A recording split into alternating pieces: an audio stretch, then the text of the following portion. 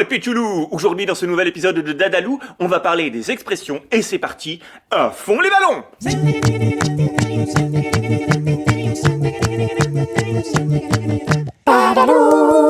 Petit rappel, avant de commencer, n'oubliez pas de vous abonner à la chaîne et cliquer sur la petite cloche qui est là pour recevoir une notification dès qu'un nouvel épisode est en ligne. L'autre jour, avec mon loulou, on a mangé la galette des rois. Miam miam. Et il m'a dit, papa, est-ce que tu connais l'expression tout fout la galette? En vrai, il m'a pas du tout dit ça comme ça, mais plutôt comme ça. Oui papa, est-ce que vous connaissez l'expression tout fout la galette? Bon, déjà, on parle pas la bouche pleine. Et si tu veux tout savoir sur les expressions, c'est parti pour le dis-nous tout. Petite parenthèse à propos de la fameuse galette des rois. Est-ce que vous savez que cette tradition, à l'origine, date du temps des Romains? À cette époque, les esclaves, les domestiques, voire même les prisonniers, pouvaient devenir le roi d'un jour, si ils étaient tirés au sort. Pour ça, on cachait une fève dans une galette, en forme de soleil, et l'enfant le plus jeune, le plus innocent, se mettait sous la table pour désigner à qui allait telle ou telle part. Mais l'expression tout fout la galette, ou foufou la galette, n'a rien à voir avec la galette des rois. On dit ça de quelqu'un qui se comporte de façon un peu dingue, un peu folle. Et l'origine de cette expression, ça reste tout de même une espèce de mystère. Est-ce que le mot galette vient du dérivé de galurin ou casquette? Bref, un truc qu'on a sur la tête et donc tout fout la galette, ça voudrait dire être un petit peu fêlé du ciboulot. Ou bien il s'agit d'une galette bretonne, pif, une crêpe sur la tête. Ou alors la galette vient de gamelle. Et cette expression, elle se dit en quelque sorte de quelqu'un qui se lance sans réfléchir et qui risque justement de s'en prendre une belle de gamelle.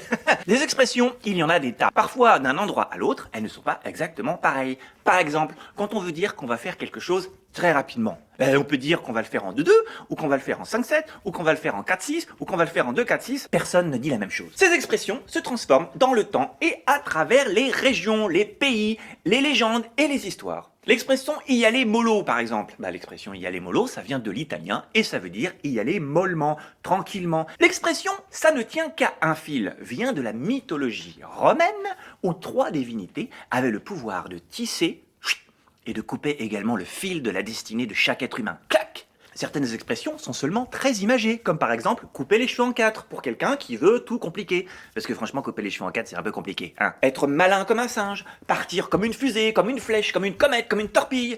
Des expressions, il y en a plein. Et d'ailleurs, pourquoi ne pas inventer nos propres expressions?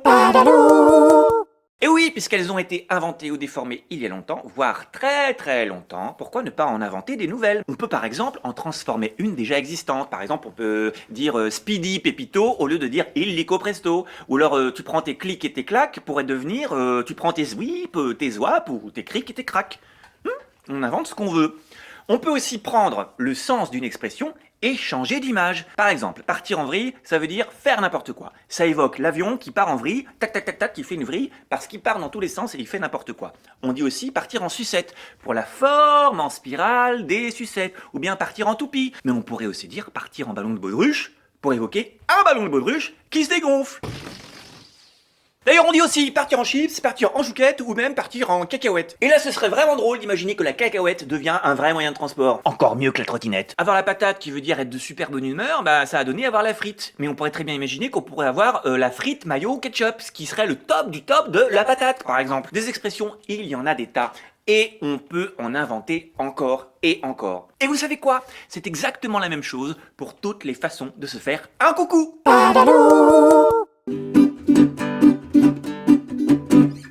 Un bisou collé sur les 2 joues, une poignée de main, un petit câlin, une tape dans le dos, un clin d'œil, un poutou dans le cou. Y a 1000 façons depuis toujours pour se faire un coucou. On peut saluer comme le font les Indiens, les doigts serrés en levant bien la main. On peut se faire des bisous d'esquimaux en se frottant le museau. On peut serrer dans ses bras son voisin ou simplement se taper dans les mains. C'est aussi simple que de chanter ce refrain. La la la la la la. Hey! Un bisou collé sur les 2 joues, une poignée de main, un petit câlin, une tape dans le dos, un clin d'œil, un poutou dans le cou. Y a 1000 façons depuis toujours pour se faire un coucou. On peut saluer comme le font les Chinois, d'un air sérieux en se penchant bien droit. On peut saluer en agitant les bras, comme les danseurs de samba.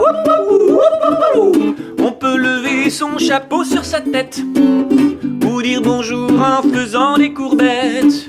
C'est aussi simple que de chanter à tue-tête. La la la la la la. Hey! Un bisou collé sur les deux joues, une poignée de main, un petit câlin, une tape dans le dos, un clin d'œil, un poutou dans le cou. Y a mille façons depuis toujours pour se faire un coucou. On peut sourire et ne rien dire du tout, se mettre à rire et se sauter au cou. On peut toujours inventer des coucous qu'on n'a jamais vus du tout. Hey!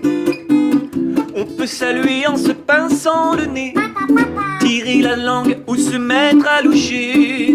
C'est aussi simple que de se mettre à chanter. La la la la la la.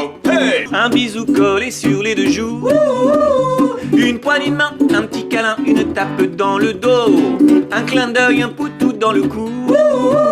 Il y a mille façons depuis toujours pour se faire un coucou. Il y a mille façons depuis toujours pour se faire un coucou.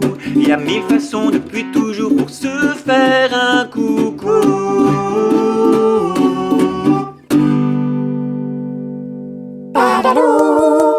Votre défi cette semaine, c'est de récolter des expressions autour de vous, soit celles que vous utilisez avec vos copains dans la cour de récré, soit celles qu'il y a chez vous, que vos papas et vos mamas utilisent, et surtout, essayez de trouver l'origine et les définitions de ces expressions. Donc elle vient cette expression, hein? Mais vous pouvez aussi inventer vos propres définitions, ou même inventer vos propres expressions. Partagez tout ça, envoyez-nous vos expressions et leurs significations, mais aussi bien sûr partagez vos réactions, vos questions à l'adresse suivante, sylvain@dadalou.fr.